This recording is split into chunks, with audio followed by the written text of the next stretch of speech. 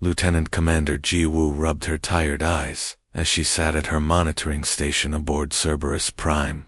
The deep space listening post floated silently in the void between star systems, its massive sensor arrays constantly scanning for signals from across the galaxy. It was boring work most days, listening to the background hum of space and cataloging routine communications between human colonies. Her coffee had gone cold hours ago, but she barely noticed. Something was different tonight. The sensors were picking up frequencies that made her skin crawl, though she couldn't explain why. Ancient patterns danced across her screen, frequencies so old they triggered something deep in human memory. Then, the translation computer began to work, and Ji-woo's blood turned to ice. The voice that emerged from the speakers was cold, mechanical, and filled with absolute certainty of its own superiority. It spoke in perfect human language, though the accent was wrong somehow, as if the words were being shaped by a mouth that had never been meant to form them.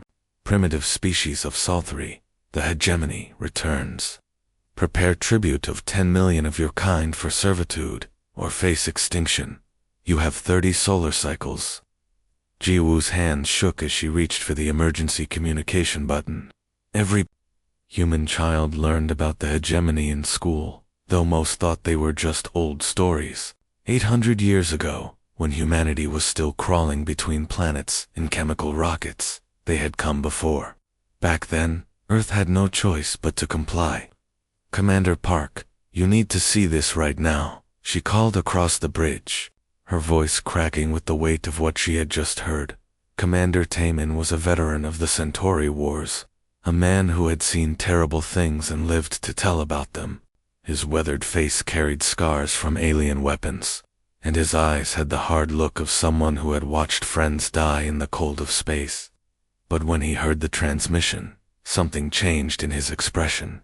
Fear mixed with anger in a way that made the younger officers step back. "Play it again," he ordered quietly. The message repeated, each word falling like a hammer blow in the sudden silence of the bridge. When it finished, Taemin stood perfectly still for a long moment, his hands clenched into fists at his sides.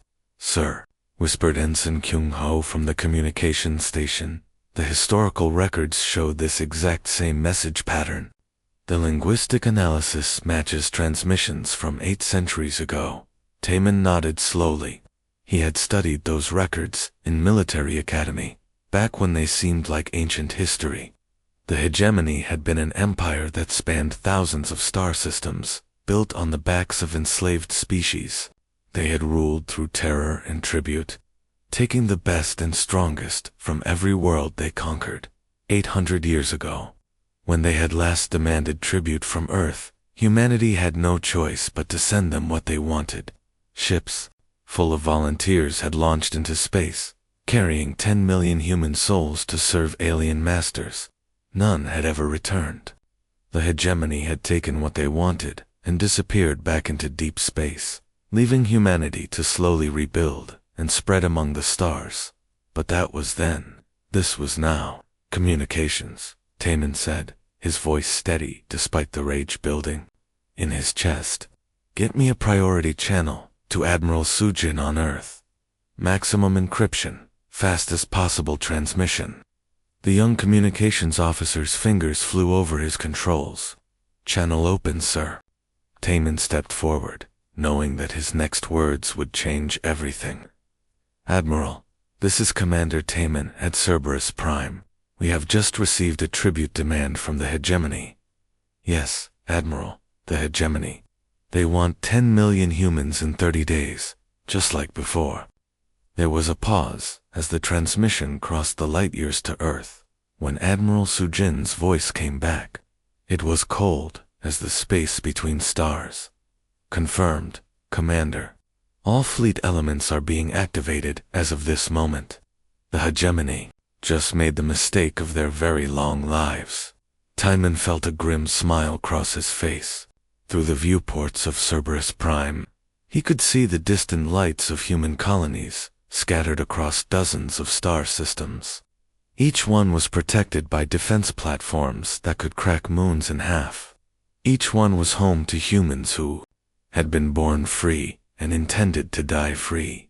The hegemony remembered a humanity that cowered behind a single planet, begging for mercy from superior alien technology. They had no idea what 800 years of war, struggle, and determination had created. They expected to find the same frightened species that had once sent tribute ships into the dark. Instead, they were about to meet a humanity that had spent centuries preparing for this exact moment. Every human child was taught about the hegemony. Every human world was ready. Every human fleet had trained for the day when the old masters would return. G-Wu looked up from her station, her fear replaced by something harder and more dangerous. Sir, should I begin broadcasting the alert to all human colonies? Taman nodded. Send it out, Lieutenant Commander. Tell them the hegemony has returned, and that tribute collection season is officially closed. Outside the viewports, the stars watched in silence as humanity prepared to settle an 800-year-old debt. Admiral Sujin walked into the war room deep beneath the surface of Earth, her boots clicking against the metal floor with each determined step. The room was massive, with walls covered in screens showing star maps, fleet positions, and intelligence reports from across human space.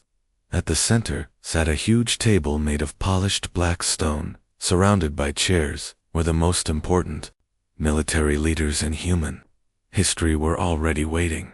She had called this meeting within hours of receiving the transmission from Cerberus Prime. The hegemony was back, and humanity had only 30 days to decide how to respond. But unlike 800 years ago, they actually had choices now. General Hyanwu was the first to speak when Sujin took her seat at the head of the table. He was an old man with gray hair and tired eyes, someone who had spent his entire life studying humanity's military history.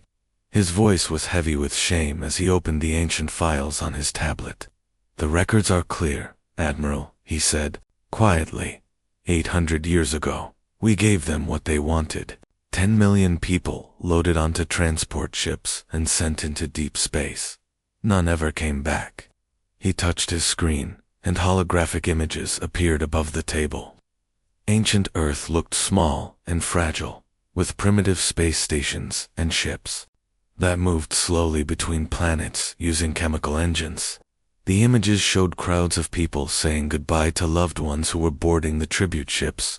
But it was not the first time. Hyanwu continued. We found evidence in old ruins on Earth. Cave paintings, stone carvings, even some metal fragments. The hegemony has been taking people from our world for thousands of years, maybe tens of thousands.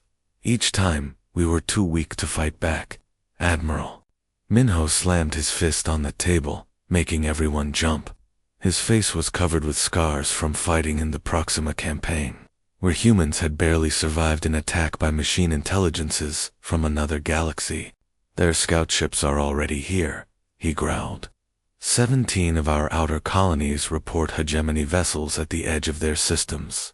They are scanning our worlds like they own them already. Like we are still the same scared species that used to hide behind one planet. Sujin stood up and walked to the window that looked out over Earth's orbital space. What she saw would have amazed the humans of 800 years ago. Massive defense platforms floated in perfect formation around the planet, each one bristling with weapons that could destroy entire fleets. Beyond them, the shipyards stretched for millions of miles, filled with warships that had been built to fight enemies far more dangerous than anything the old Earth had ever faced. They remember us as we were, she said, without turning around. A single world with primitive technology, chemical rockets that could barely reach our own moon. No real weapons, no way to fight back against superior alien technology. She turned to face the assembled officers, her eyes hard as steel. They have no idea what 800 years of war has taught us. They do not know about the Centauri conflict, where we learned to fight enemies with better technology than ours. They do not know about the machine wars, where we faced an enemy that could not be reasoned with or frightened. They do not know about the void hunters, who taught us that sometimes the only choice is to fight or die. General Yunsu, the youngest person at the table, raised her hand. She was in charge of the colonial defense forces, the fleets that protected human settlements on distant worlds. Admiral, our colonies are not the helpless settlements they expect to find. Every world has defense platforms. Every system has rapid response fleets. Our people have been preparing for this day since they were children. How many ships can we field? Sujin asked. Admiral Minho consulted his tablet. 4,000 capital ships across all fleets. 15,000 smaller vessels, each one equipped with quantum weapons and dimensional shields. Our technology is at least 300 years ahead of what the hegemony faced the last time they were here, Sujin nodded. Through the window, she could see more ships launching from the construction yards, their hulls gleaming in the light of Earth's sun. These were not the desperate defense fleets of a cornered species. These were the warships of a civilization that had fought its way to the top of the galactic food chain. The hegemony built their empire on fear, she said. They would arrive at a world, make their demands, and take what they wanted, because no one could stop them. For thousands of years, it worked. Species would give them tribute rather than face extinction. She walked back to the table and placed both hands on its surface, leaning forward to look each officer in the eye. But fear only works when you are actually stronger than your enemy. The hegemony has been sleeping for 800 years while we have been fighting for our lives against enemies that make them look weak. Admiral Minho smiled grimly. What are your orders, Admiral? Sujin straightened up. Prepare the fleets, all of them. It is time to teach the hegemony what happens when you demand tribute from a species that no longer knows how to kneel. Outside the window, Earth's defense platforms began to move into combat positions, their weapons charging with energy that could crack planets. The age of tribute was about to end forever. The massive bioship Dominions will dropped out of hyperspace at the very edge of Earth's solar system, its living hull rippling with waves of blue and green light. The ship was a work of art and terror combined, grown rather than built, with organic weapons that could burn entire cities and sensors that could taste fear across vast distances of space. Ambassador Prime Veltar stood in the ship's command chamber, his forearms folded behind his back, as he gazed at the primitive star system before him. He was tall and thin, with skin that shifted color based on his emotions, and large black eyes that could see across multiple spectrums of light. Like all hegemony leaders, he had lived for thousands of years, collecting tribute from countless worlds. This should have been routine. The survey data from 8 centuries ago showed a single inhabited planet with barely functional technology. Chemical rockets, nuclear weapons, at best. A species so weak, they had given up 10 million of their own people without even trying to fight. Begin the approach, he commanded in his musical voice. Transmit the standard compliance demands. These primitives should remember their place. But something was wrong. Instead of the empty space he expected, Veltar's sensors detected thousands of artificial structures throughout the solar system. Massive platforms orbited every planet and moon, bristling with technology he did not recognize. Ships moved between them in formations that spoke of military precision. Before he could process what he was seeing, alarm signals began blaring throughout his ship. Weapons systems across the entire solar system had locked onto Dominion's will, with targeting solutions that made his pilot symbionts cry out in terror. Unknown vessel, came a transmission from the third planet, delivered in perfect hegemony dialect with an accent that made Veltar's skin shift to a worried purple. You have entered Terran space without authorization. State your business, or prepare to be destroyed. Veltar's secondary hearts began to flutter with what he told himself was amusement, though it felt more like nervousness. In 800 years of tribute collection, no primitive species had ever threatened the hegemony. Most could barely detect their ships, let alone target them with weapons. Primitive species, he replied, putting all the authority of centuries into his voice. "We are the hegemony. Your compliance with our tribute demands is not optional. We have already dispatched harvest fleets to 12 of your colony worlds." He expected immediate surrender, perhaps some begging for mercy. That was how it always went with young species who had not yet learned their place in the galactic order. Instead, there was a pause that lasted exactly 15 seconds. Then a new voice came through his communication system, calm and cold as deep space. "Ambassador Prime Veltar, this is Admiral Sujin of the Terran Defense Force. You have 30 minutes to remove your vessel and all hegemony forces from human space. This is your only warning." Veltar's mandibles clicked together in genuine confusion. The human had not only identified him by name, but had issued a counter-demand. In 8 centuries of tribute collection, across thousands of worlds and hundreds of species, nothing like this had ever happened. His sensors officer, a young hegemony female with bright silver skin, looked up from her console with wide eyes. "Ambassador Prime, their targeting systems are unlike anything in our databases. The energy readings from their orbital platforms exceed our theoretical maximums." Veltar moved to the sensor displays, his confusion growing with every piece of data. The humans had not just built a few orbital weapons. They had turned their entire solar system into a fortress. Every asteroid had been converted into a weapons platform. Every moon carried defense installations that could destroy fleets. "Show me their fleet positions," he ordered. The display changed, and Veltar felt his skin shift to deep purple with shock. Thousands of human warships filled the space around Earth, each one larger and more advanced than anything in the hegemony's historical records. These were not the primitive chemical rockets he remembered. These ships moved with impossible precision, their hulls gleaming with technology that hurt to look at directly. "Impossible," he whispered, his forehands trembling slightly. They were nothing, less than nothing. 800 years ago, they could barely reach their own moon. The response came immediately, as if the human admiral had been listening to his private words. "We remember what we were, Ambassador. Today, you learn what we became." As Veltar watched in growing horror, the human fleet began to move. They did not flee or hide as primitives should. Instead, they formed attack formations with mathematical precision. Thousands of ships moving as one perfect instrument of war. His communication officer looked up with fear, clear in her large eyes. "Ambassador Prime, we are receiving reports from our harvest fleets. The colony worlds are not defenseless. They have weapons. Our ships are under attack." Veltar's skin went completely white, the hegemony equivalent of pure terror. For the first time in his very long life, he realized he had made a terrible mistake.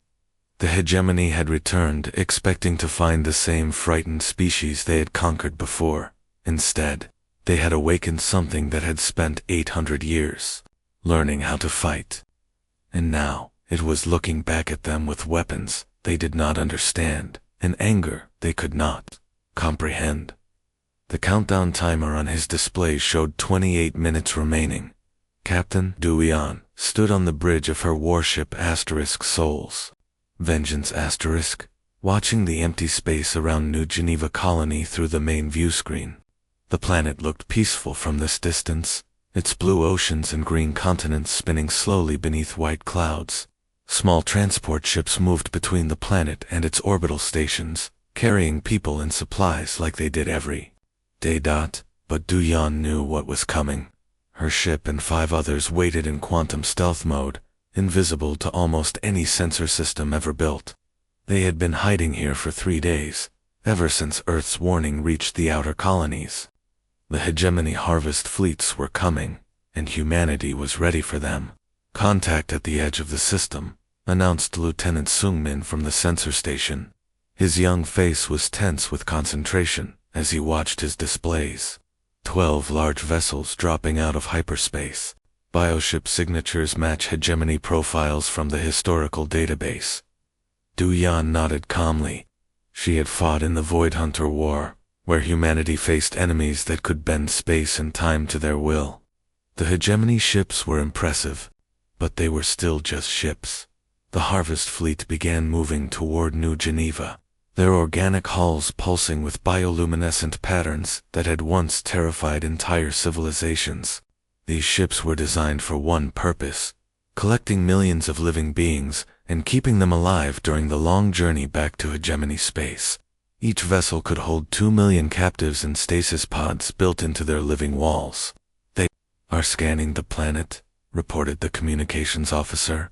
"Standard hegemony collection patterns. They expect the colony to be defenseless." Dujian smiled grimly. 800 years ago, they would have been right. Human colonies used to be small settlements protected by nothing more than basic shields and a few patrol ships. The hegemony could have landed anywhere they wanted and taken whatever they needed. But New Geneva was not an old-style colony. Like every human settlement built in the last 4 centuries, it had been designed from the beginning to be a fortress world. Underground bunkers could protect the entire population. Manufacturing centers could produce weapons and ammunition during a siege, and the orbital defense network could destroy anything that threatened the people below. "All ships report ready for combat," her weapons officer announced. "Activate planetary shields," Du Yan ordered. Brilliant energy barriers suddenly blazed to life around New Geneva, covering the entire planet in a protective cocoon of force that could stop almost any weapon. The hegemony ships immediately slowed their approach, their sensors trying to understand what they were seeing. Du Yan could imagine the confusion on the alien ships. According to their records, humans did not have planetary shield technology. 800 years ago, they had barely mastered spaceflight. But humanity had learned much during their long struggle to survive in a hostile galaxy. The lead hegemony vessel began broadcasting the standard collection demand, threatening the colony with destruction if they did not prepare their people for harvest. The message was delivered in the same arrogant tone their ancestors had used for thousands of years, expecting immediate submission from inferior species. "Begin the harvest," Du Yan said quietly. The Soul's Vengeance and her sister ships dropped their stealth fields and appeared like deadly ghosts around the hegemony fleet. Each human warship was smaller than the bioships, but they carried weapons that had been designed to fight enemies, far more dangerous than the hegemony had ever faced. The lead harvest ship managed to transmit exactly one burst of alarm before Du Jian's main guns turned it into expanding clouds of superheated plasma. The massive bioship simply came apart, its organic hull unable to withstand weapons that could crack planets in half. The other hegemony vessels tried to fight back, their ancient weapon systems firing beams of energy that had once been state-of-the-art technology. But their shots struck dimensional barriers that absorbed the energy and fed it back into the human ship's power systems.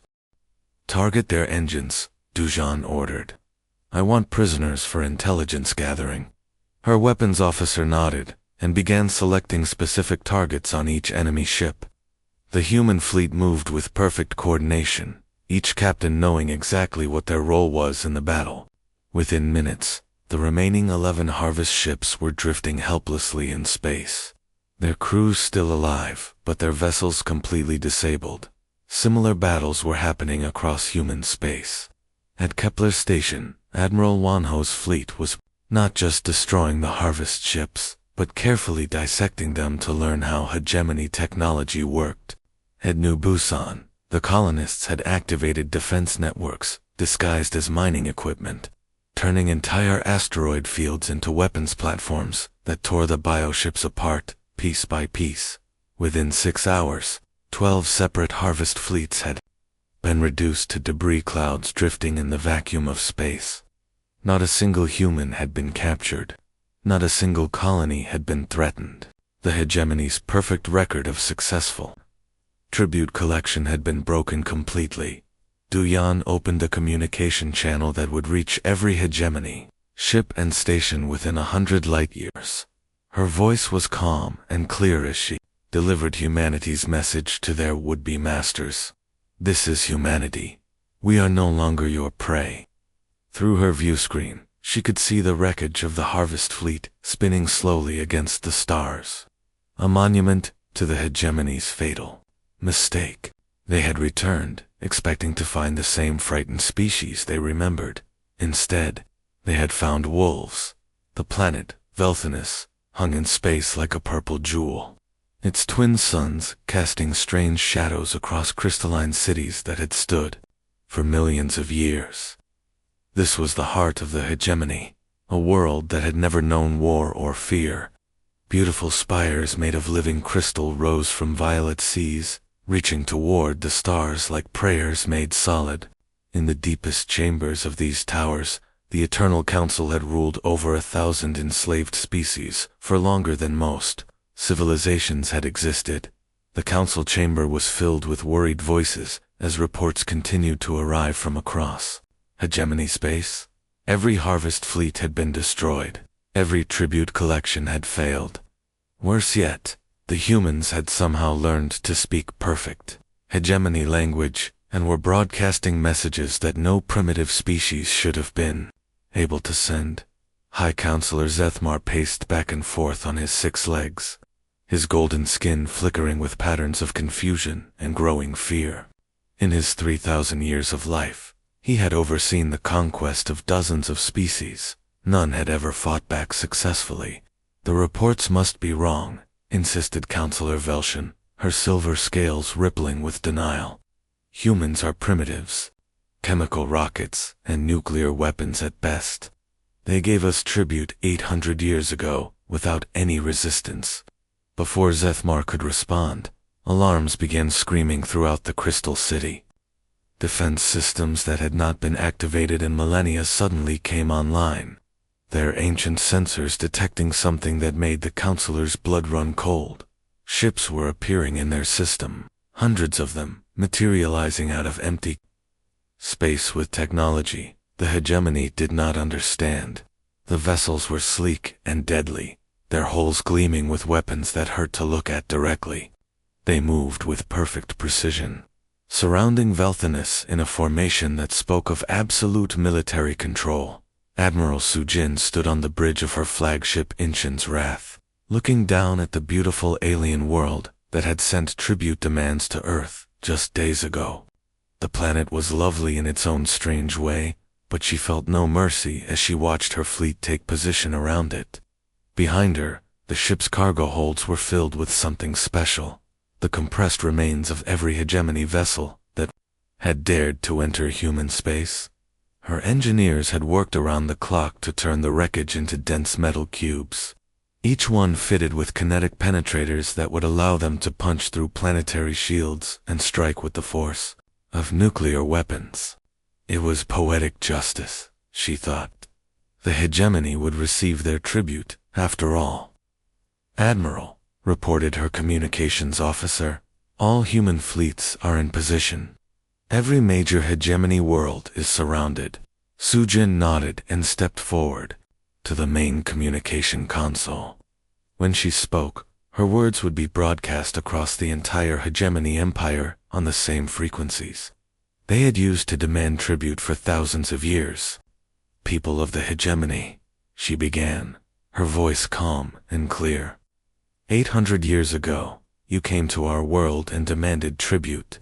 10 million of our people were sent into your ships, never to return.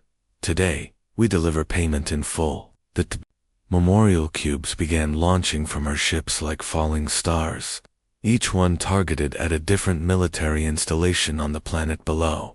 The hegemony's orbital defenses tried to stop them, but the penetrators cut through their shields like they were made of paper. Explosions bloomed across Velthinus like deadly flowers, each one marking the destruction of a fortress that had stood for millennia. Military academies, weapon factories, fleet bases, and command centers all vanished in brilliant flashes of light. The hegemony's ability to project power across the galaxy was being systematically destroyed. We are humanity, Sujin continued, as the bombardment continued below.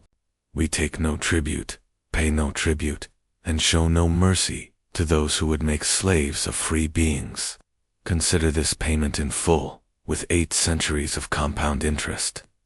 In the crystal chambers below, the Eternal Council watched in horror as their empire's military power crumbled around them. For the first time in their long lives, they understood what their victims had felt when hegemony ships appeared in their skies. As quickly as they had arrived, the human ships began to disappear, their mission complete. But before they left, Admiral Sujin activated one final communication system, one that would reach every planet in the galaxy where the hegemony ruled through fear. "This is Earth," she said, and her words carried hope to billions of enslaved beings across thousands of worlds. "We remember what it was like to be prey. We remember the fear and the helplessness. Today, we hunt the hunters." Her message reached worlds where species had lived under hegemony rule for so long they had forgotten what freedom looked like. On mining planets where people worked until they died, in factory worlds where entire populations existed only to serve their masters, and in tribute worlds where the young and strong were taken away every generation. The word spread like wildfire. Earth had returned. Humanity had not forgotten, and they were coming to settle 800 years of debt in the depths of space. Human exploration fleets were already moving toward the coordinates of enslaved worlds, their holds filled with weapons, medicine, and hope.